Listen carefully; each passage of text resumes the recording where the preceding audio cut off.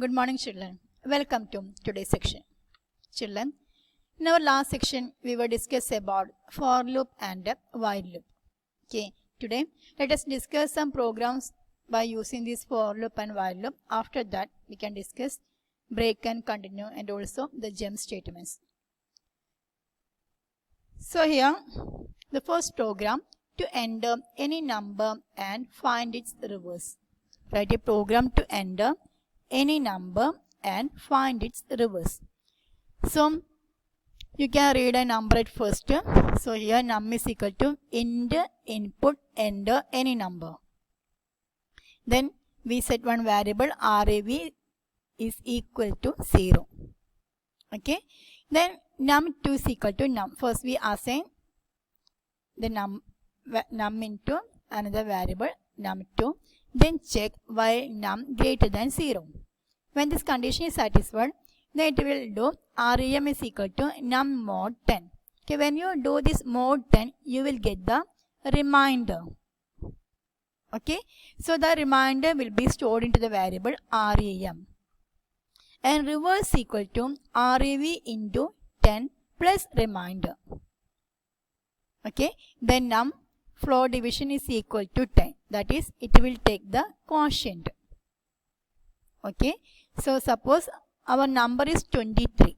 Okay, when our number is 23, then 23 greater than 0 condition satisfied. Then REM is equal to 23 mod 10. 2 tens are 20, then remainder 3. So the 3 will be stored into the variable REM. Then RAV is equal to 2 into 10 plus remainder. So initially RAV is equal to 0. So here 0 into 10. 0 into 10 is equal to 0. 0 plus 2 is equal to 2. Then REM floor division is equal to 10. Okay, num floor division is equal to 10. That means 23 divided by 10 will take the quotient 2. Okay, so now the value of num is equal to 2. Then it again check whether num greater than 0. Yes, num greater than 0 condition satisfied. Then REM is equal to num mod 10. Num mod 10 is equal to quotient 0 remainder 2. Okay, so here RAV is equal to first term 23 mod 10 we get 3. That here we added RAV into 10 plus 3. Okay, not 2, 10 plus 3. Okay, so here 0 plus 3. 3 is stored in RAV. So now our number is 2. Then 2 into 10. 20. 20 plus this one REM. Okay. First is not 2 into 10. 3 into 10 plus 2. REM 2. Okay. That is 32. Okay. Then now floor divisible equal to 10 means here 2 by 10. So the quotient is 0. Okay. So this condition failed. Then you can print reverse of num2 is RAV. Okay. This is the logic of this program. Then another one. Write a program to enter numbers as long as user wishes to enter and find the sum highest and lowest number entered by user. So at first you can set choice is equal to y, because here the program will run only as the user's wishes. Okay, that is when the user wishes to enter, then only the program will work. Okay, that's why first we set the value of this choice is equal to y. Then I is equal to 1. Then y choice is equivalent to y. Okay, here the operator is equivalent. Okay. Then when this condition is satisfied, num is equal to int of input enter any number. Okay, that number should be greater than 0. Then if I is equivalent to 1. Okay, first check. Here we set I is equivalent to 1. So if I is equivalent to 1, low is equal to num and high is equal to num. Both the low value and high value are set it as the same number that we entered. Okay, then I plus equal to 1. Yes, if high less than num, okay, highest value less than num, then high is equal to num. Okay, to set the highest value. Okay, you can use the statement if high less than num. That means num is the highest value. So you can set high is equal to num. Otherwise, if num less than low. Okay, num less than low means num is the lowest number. Okay, so you can set low is equal to num. Okay, then choice equal to input, enter, continue or not. Okay, when you press enter, that is when you press Y, then it will execute again. Otherwise, exit from this loop. Okay, then print the highest value as high and the lowest value as low. Okay, so in this program we use two types of statement, that is while loop and if. Okay, while loop and if else condition. Conditional statement. Okay, first we read a number, then based on this value of I, we set low and high with the same number. Okay, then if I is not is equal to 1, then you can compare high with the number and also the num with the lowest number, then set whether it is high or low. Okay, then next one, jump statements, that is break and continue. Two types of jump statement, break and continue. The first one is break statement. This one is used to terminate the running loop for any given condition. Program resumes from the statement immediately after the loop. Okay, based on the condition, you can break from the loop. Next one is continue statement. Continue statement in Python is used to skip the statements below. Continue statement inside loop and forces the loop to continue with next value. Okay, when a Python encountered a continue statement, the rest of the loop will skip and it will start next iteration. But when a Python encountered a break statement, it will exit from the break, exit from the loop. Okay, but the continue statement, it doesn't exit from the loop. Instead of exiting, it just skip the remaining statements and starts its next iteration. That is the difference between break and continue. See the example for I in range 1, 20. Okay, if I mod 6 is equal to 0, then break. Okay, then print I, then print loop over. That is when I mod 6, when this condition is satisfied, it breaks from this loop. Okay, then print loop over. Otherwise, if the condition not satisfied, then print I. Okay, so see first condition 1. So 1 equal to 6, condition not satisfied. That's why here print the value of I, that is 1. Then next is 2, 3, 4, 5. Okay, when it reaches 6, 6 mod 6 is equal to 0, condition satisfied. So it break from the loop and print the loop over. Okay. The next one example for continue. See here for I in range 1, 20. If I mod 6 is equal to 0, continue, print I and equal to space. Okay, when you use an AND operator here, then the whole thing will be displayed in the same line. Okay, instead of printing separate lines, it all thing will be printing same line. So here, when this condition is satisfied, it just keep the remaining statement and execute next iteration. That's why here 1, 2, 3, 4, 5. Then 6 mod 6 condition satisfied. That's when it skips the remaining statement and execute next iteration, that is value of I is equal to 7. So it print the value 7, 8, 9, 10, 11. Then 12 mod 6 again equal to 0, condition satisfied. That means when a Python encountered a continuous statement, it skips the remaining statement and executes next iteration. This one is called continue. That is the use of continue statement. Our next one is loop else statement. Loop in Python provides else clause with loop, also which will execute when the loop terminates normally. That is, when the test condition fails in while loop or when last value is executed in for loop, but not when break terminates the loop. Okay. Okay, this one I explained with some example. Before that, the syntax for this else clause for variable in sequence, statement 1, statement 2. else. Okay, if the condition not satisfied, then the else statement will execute. Then while condition, statement 1, statement 2, then else. Okay, see the example, I is equal to 1, while I less than or equal to 10. If this condition is satisfied, print I and I plus equal to 1. If this condition not satisfied means, here we have one else condition, print loop over. Okay, so first time it print all these statements, then print loop over.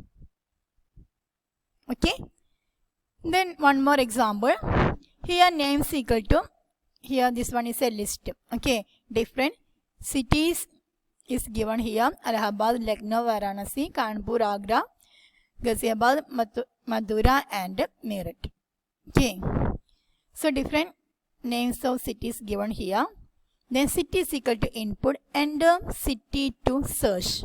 So here you can give one city name to search.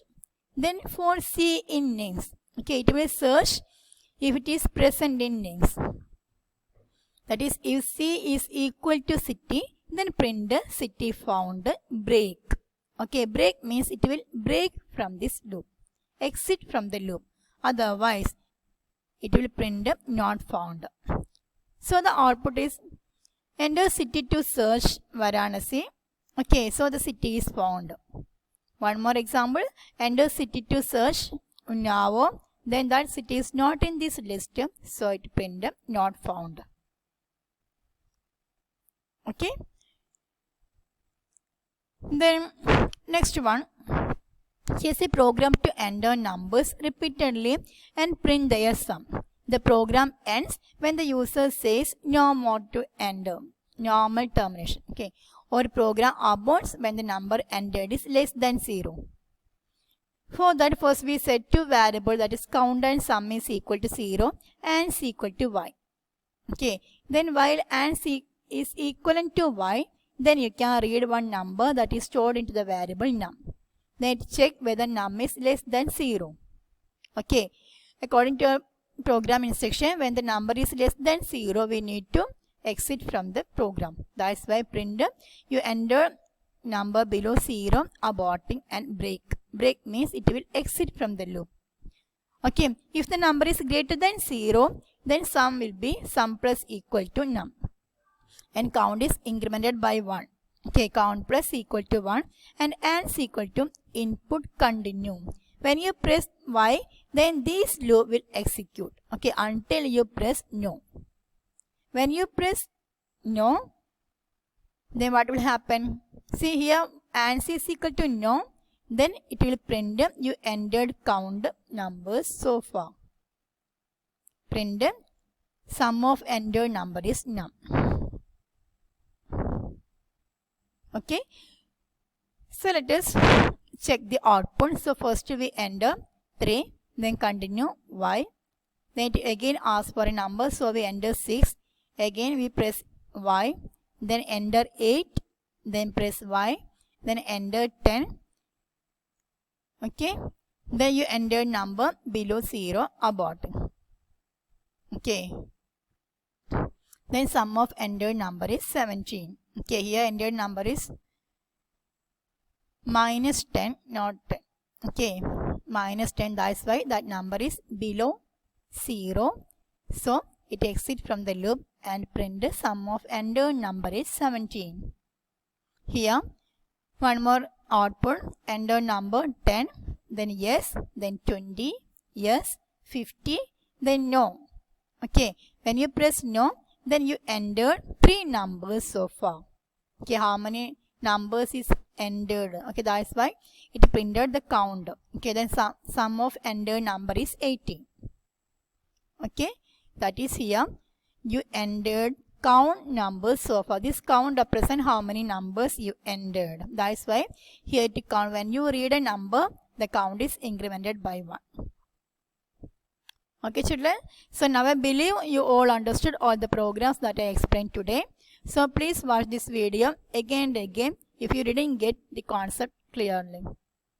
Okay. So try to write the same program in your rough record Then our next topic is generating random numbers.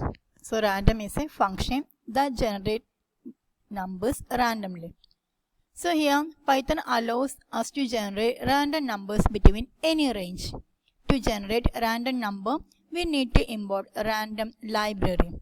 So the syntax to generate random number, random.randint x comma y. Okay, here we have two arguments x and y. Then it will generate a random number between x to y. Okay, in between x to y, it generates one number. Okay, this lower bound and upper bound values is not included in this. Which one in these numbers? Okay. Then for example, random.randint 1, 10 will generate any numbers in between 1 and 10. Okay. Then next topic is infinite loop and break. We can also execute infinite loop purposely by specifying an expression which always remains true. Okay, however, in loop we can mention any condition to exit or terminate loop. For example, a is equal to 2. Then while true, print a. Then a into is equal to 2. That is a is equal to a into 2. If a greater than 100, break. Okay, that is while true. This condition always true. While true, print a. Okay, then a into 2. Then it will break from this loop only when this a greater than 100. Till there it will execute. Okay, if there is no such statement, then it will execute this loop infinitely. Okay, so next one is nested loop or loop within loop. Nested loop means one loop in another loop is called a nested loop. That is, a loop may contain another loop in its body. This form of loop is called a nested loop. In nested loop, the inner loop will execute for each value of outer loop. For example, if the outer loop is 4 times and inner loop is of 5 times, then statement will execute 4 into 5, 20 times. Okay, that is, the inner loop will execute for each value of outer loop. Okay, this one is called a nested loop. And the syntax is for nested for I in sequence, for j in sequence, statement 1, statement 2. Okay, in case of mathematics, you can apply this nested for loop to print the matrices. Okay, the next one is nested loop while. While condition, then while condition, statement 1, statement 2. Okay, this is the syntax for nested loop. Clear, children? So, should copy all these syntax into your notebook. Then here we have one example to show the concept of nested loop. See here, for I in range 2, 11 and print table of I. Okay, then for j in range 1, 11, print I into j is equal to I into j. So initially the value of I is equal to 2. Okay, that is, it gives the range 2, 11. That's why the initial value of I is equal to 2. Okay, when I is equal to 2, then it execute all these. Okay, that is for j loop in range 1, 11. Okay, j will start from 1, 11 for the value of I is equal to 2. That's why 2 into 1, 2 into 2, 2 into 3, etc. up to 2 into 10 will execute. Then only the value of I will increment by 1. Then the value of I will be 3. Okay, for value of I is equal to 3, j is equal to 1 to 11. The value j loop will execute 1 to 11. Okay, that's why table 3 will print. Like that, it will print table 4, 5, 6, 7, 8, 9, then 10. Okay, this one is called, this is a good example for a nested loop. Okay, children. So, another one to print this pattern. Okay, see first pattern 1, 1, 2, 1, 2, 3, 1, 2, 3, 4, 1, 2, 3, 4, 5. Okay, so when value for I in range 1, 6, then j in range 1, I plus 1. Okay, so initially 1, then next time it will print 1 to 2. Okay, then it will print 1 to 3, then 1 to 4, then 1 to 5. Okay, that's why here value of j is in range 1, I plus 1. Then print j and is equal to space. Then print. So for each value of I, the j loop will execute from 1 to I plus 1. So you will get a pyramid like this, or this pattern, this number pattern will print. Okay. Then for I in range 5, 0, minus 1. Okay, here the step value is minus 1. That's why it will decrement by 1. Okay, the start value is 5, stop value 0, step value minus 1. So initially I is equal to 5. Then the j loop will print from 5 to 0. Okay, that's why here 5, 4, 3, 2, 1. Then print. Okay, symbol print means it will print a new line. Okay, then I value of I will be increment by 1 and I becomes 4. Okay, here my value of I is equal to minus 1. Okay, 5 plus minus 1 is equal to 4. Okay, that's why it is decrement. Instead of incrementing, it is decrement by 1. And next loop 4, 3, 2, 1. Okay, like that this loop will execute till the value of I is equal to 0. Okay, children. So this is another example to show the concept of nested loop. Then another one is here one more pyramid, number pyramid, to show the same concept. Here space equal to 5. Then I in range 1, 6, print space and is equal to space. Okay. Then for j in range 1, I plus 1, print j and is equal to space. K in range I minus 1, 0, minus 1. Then print k and is equal to space. Then print space equal to space minus equal to 1. Okay. So this one is another program to show the same concept and it will print a pyramid, a number pyramid like this. Okay, children.